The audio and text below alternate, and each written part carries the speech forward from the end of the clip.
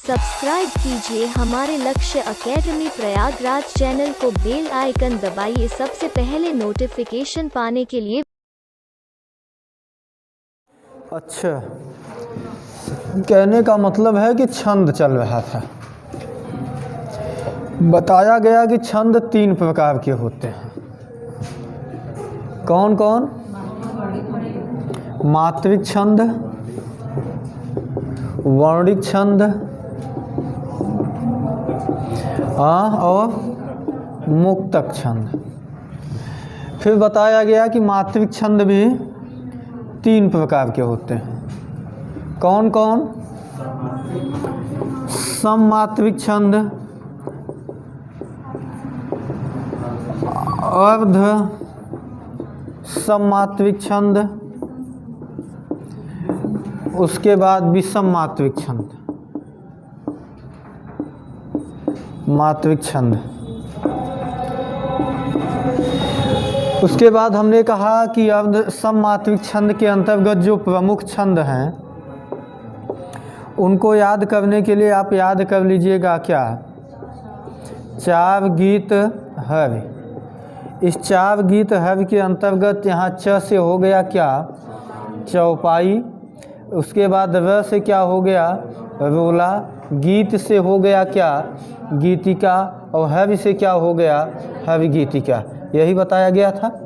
उसके बाद हमने आपको चौपाई कल बता दी थी। क्या बताया गया था चौपाई में? मेन बातें।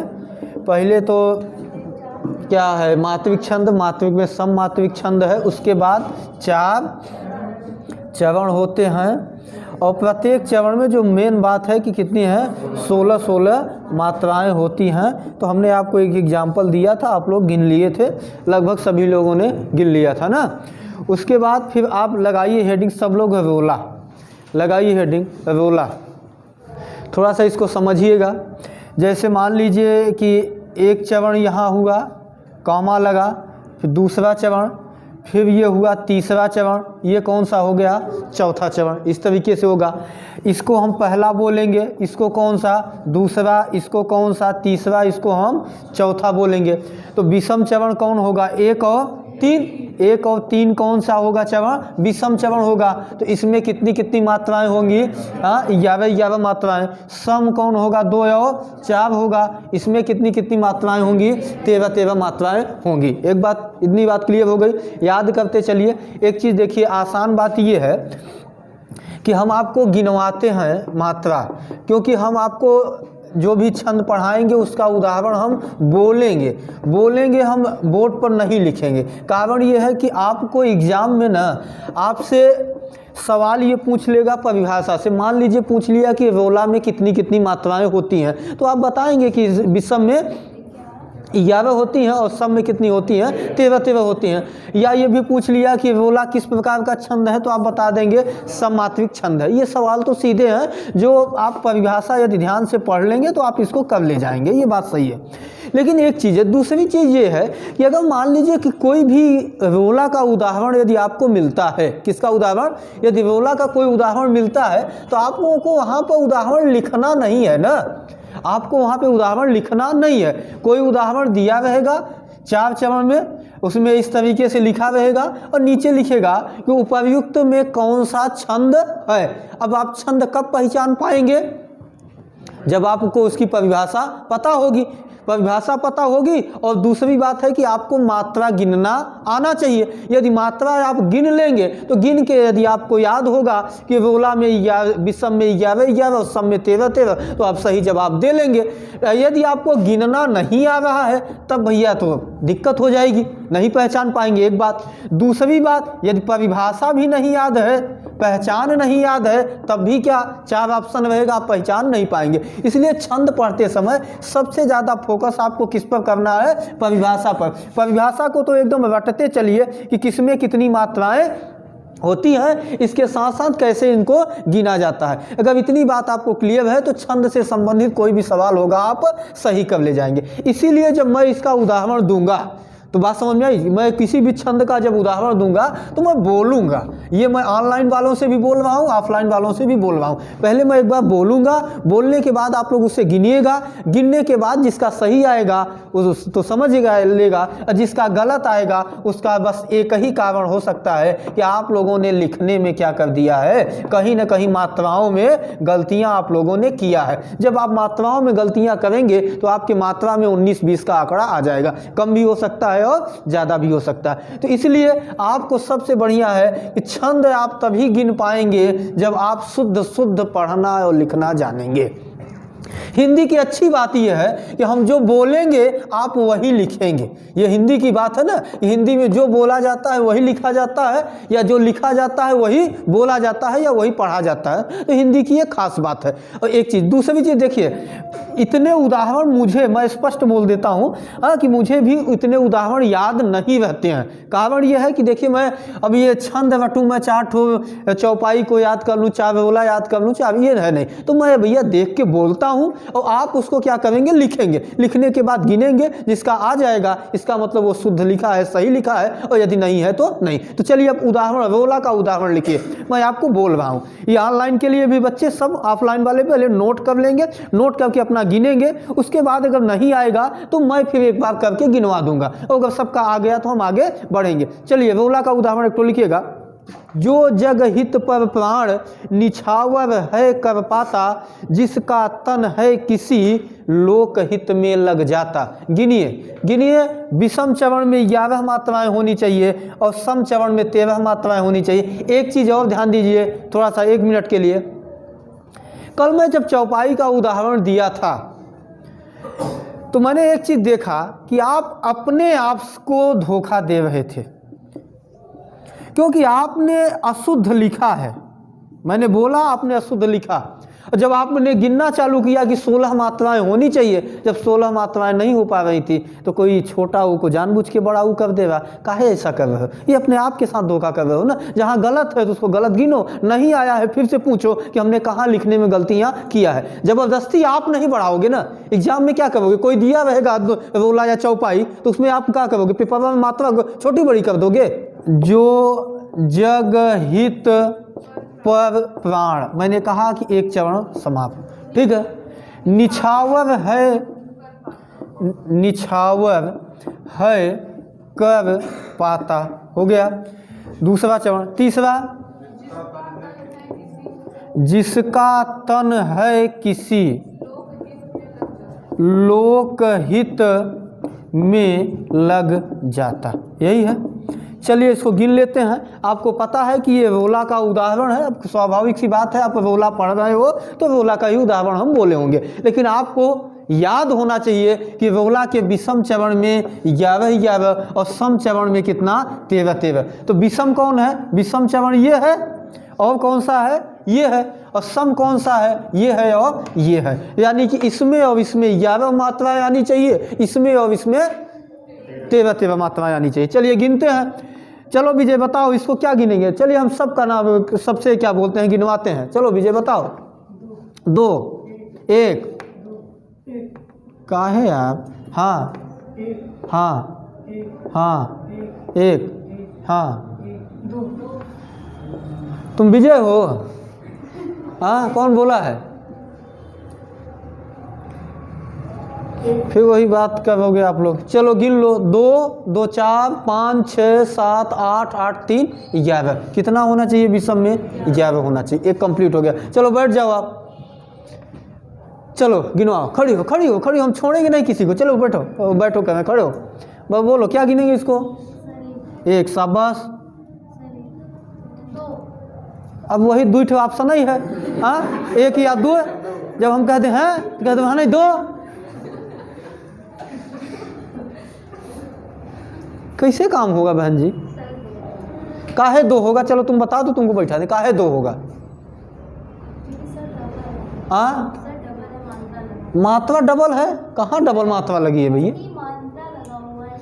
तो मात्रा तो इसमें भी लगी है। इसमें भी 4 चरण होते हैं।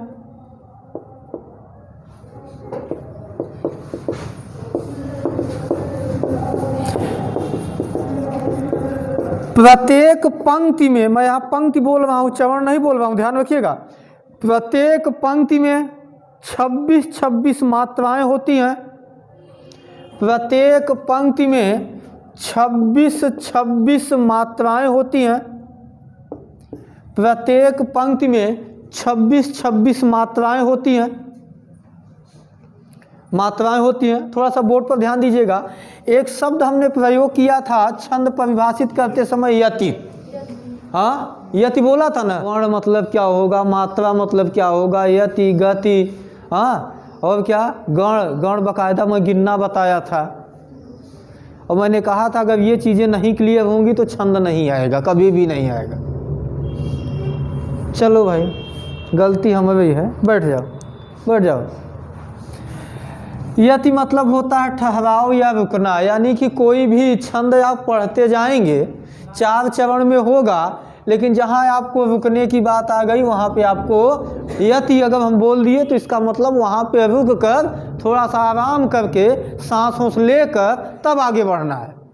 यही मतलब है ना। और यही मतलब आपको बताया जाता है, पूर्ण विराम में भी होता है, अल्प विराम में भी होता है। क्यों लगाए जाते हैं? ताकि आदमी पढ़ते पढ़ते ढनक न जाए, मर न जाए। रुकना है, सांस ले ले, इसीलिए न है। तो चलिए, गीतिका के प्रत्येक पंक्ति में 26-26 मात्राएं होती हैं। 26 मात्राओं के साथ साथ 14 और 12 पर, कितने पर? 14 और 12 पर यति होती है।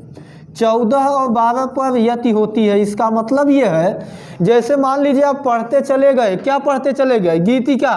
गीतिका का कोई उदाहरण पढ़ते चले गए, जैसे ही 14 मात्रा हो जाएगी वैसे ही आपको रुक जाना पड़ेगा। क्यों? क्योंकि 14 पर यति होगी। उसके बाद फिर चालू करोगे पढ़ना या बोलना, जैसे 12 होगी फिर से क्या करोगे? रुक जाओगे। समझ पाए?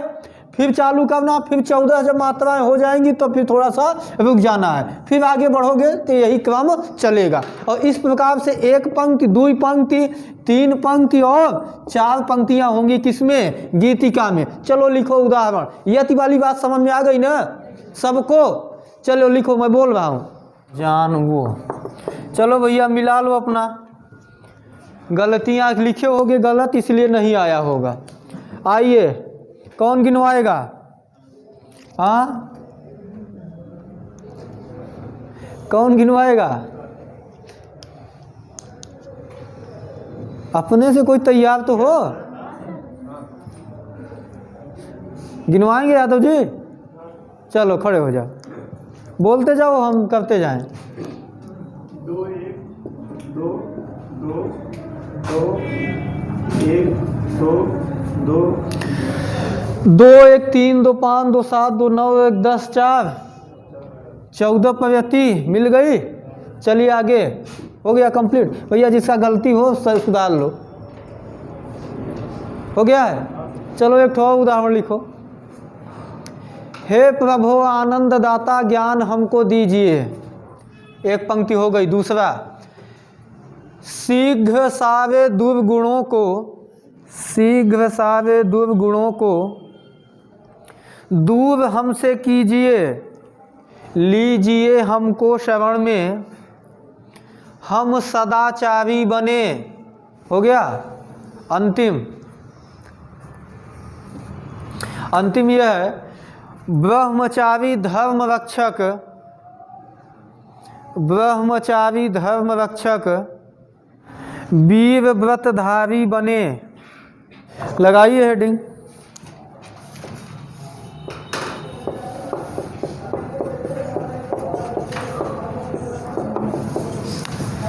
ये तो क्लियर है कि ये कौन सा छंद है? सममात्रिक छंद है।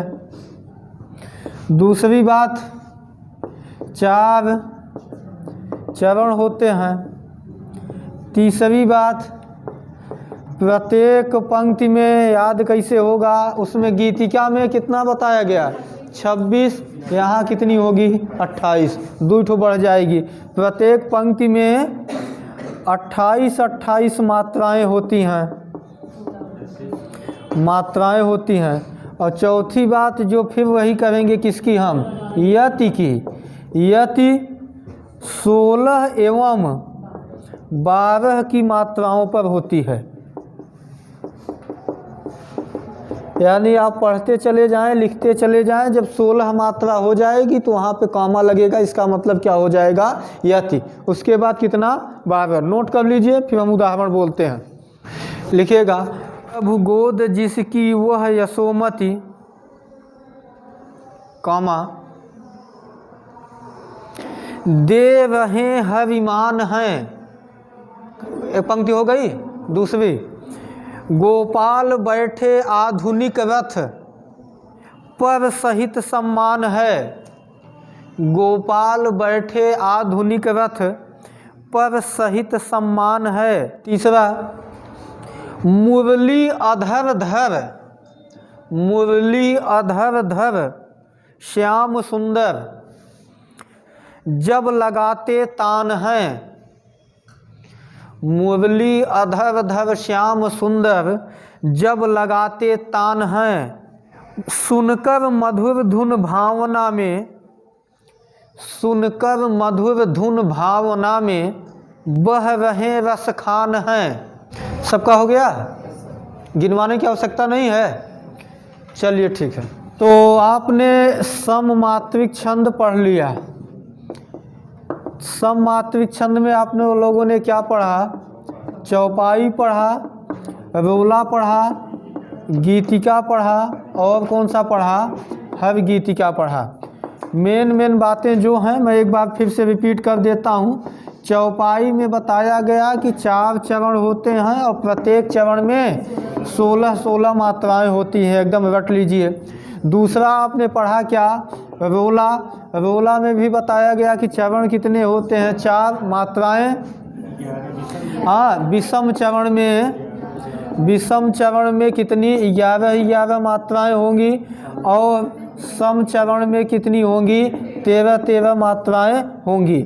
उसके बाद आपने पढ़ा क्या, गीतिका। गीतिका में भी बताया गया कि चरण कितने होंगे, 4 ही होंगे, लेकिन पंक्ति में कितने, पंक्ति में मात्राओं की संख्या 26 होगी। और एक बात यहाँ पे और जुड़ जाती है, यति कितने पे होगे, 12 और 14 की मात्रा पे होगी, यानी 12 और 14 हो भी जाएगा, कितना, 26 हो जाएगा। उसके बाद आप लोगों ने क्या पढ़ा, हर गीतिका पढ़ा। हर गीतिका में क्या बताया गया, 4 चरण होते हैं, प्रत्येक पंक्ति में कितनी कितनी मात्राएं, 28 मात्राएं होती हैं। इसके अलावा यति बताई गई कितने पे होगी, 14 और नहीं 16 और 12 पर यति होगी। क्या बात क्लियर हो गई है सबको? 14 अच्छा 12-14 कर दिएगा ना, उल्टा हो गया है ना। हाँ, बड़ी संख्या आगे रहेगी, इसको ध्यान रखिए, 14 और 12 की मात्रा। इतनी बात क्लियर हो गई है सबको? तो चलिए अब हेडिंग लगा लीजिएगा, अर्ध सममात्रिक छंद, और छोड़ दीजिए, अब कल देखेंगे। अब लगा लीजिए हेडिंग, अर्ध सममात्रिक छंद। अर्ध सममात्रिक छंद। अर्ध सममात्रिक छंद के अंतर्गत आपको क्या पढ़ना पड़ेगा, दोहा, सोरठा, बरवय और उल्लाला। और क्या पढ़ना पड़ेगा, उल्लाला। तो अर्ध सममात्रिक छंद में दोहा, सोरठा, बरवय और उल्लाला। तो लगा के हेडिंग छोड़ दीजिए। चलिए एक बार करते हैं, सबका चेक कर लेते हैं ना।